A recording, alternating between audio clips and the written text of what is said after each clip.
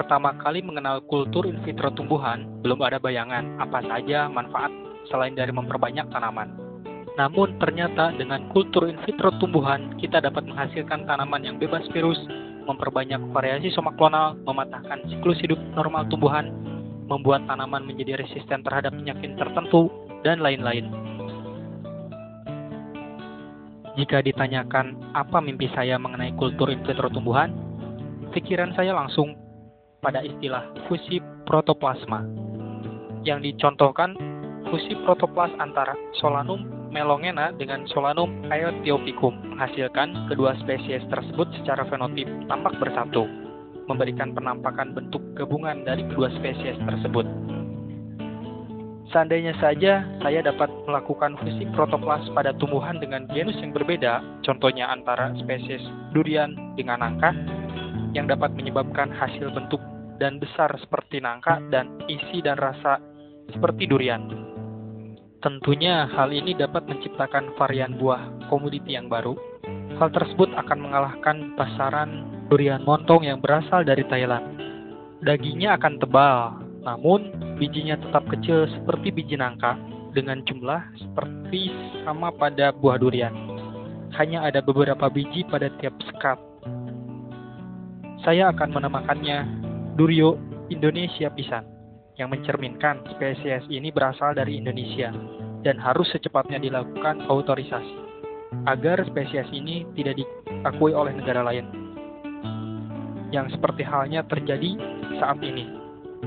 Jika didapatkan tanaman seperti itu, maka hal selanjutnya yaitu dilakukan seleksi in vitro agar masalah penyakit tanaman tersebut dapat diatasi.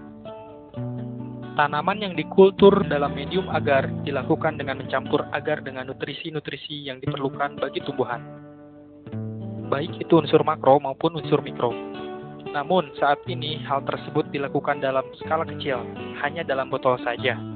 Seandainya dapat dilakukan dengan skala besar, misalnya dengan media tanah yang steril yang diberi cairan pekat yang mengandung unsur-unsur hara yang lengkap dan dapat menumbuhkan tanaman hingga masa panen.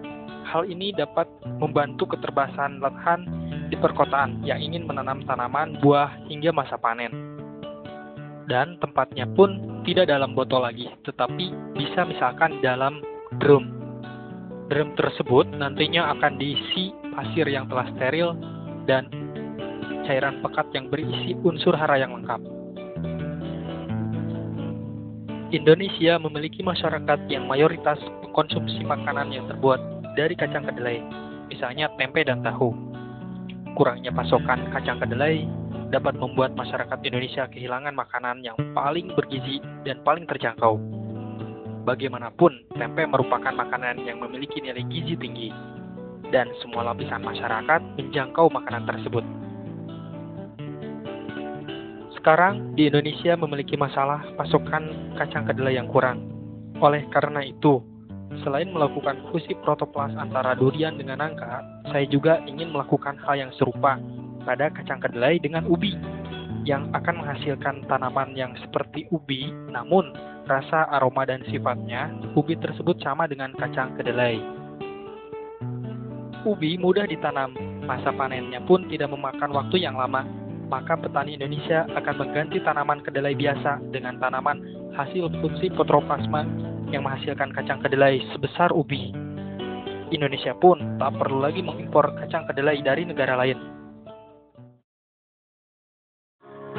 Mimpi adalah kunci untuk kita menaklukkan dunia berlari.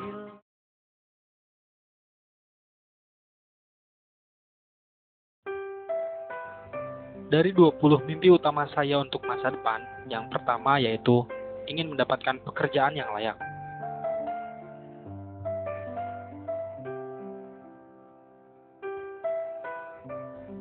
Setelah mendapatkan pekerjaan yang layak, kemudian mimpi yang kedua yaitu memiliki uang yang banyak. Dengan uang yang banyak, saya bisa melakukan hal apapun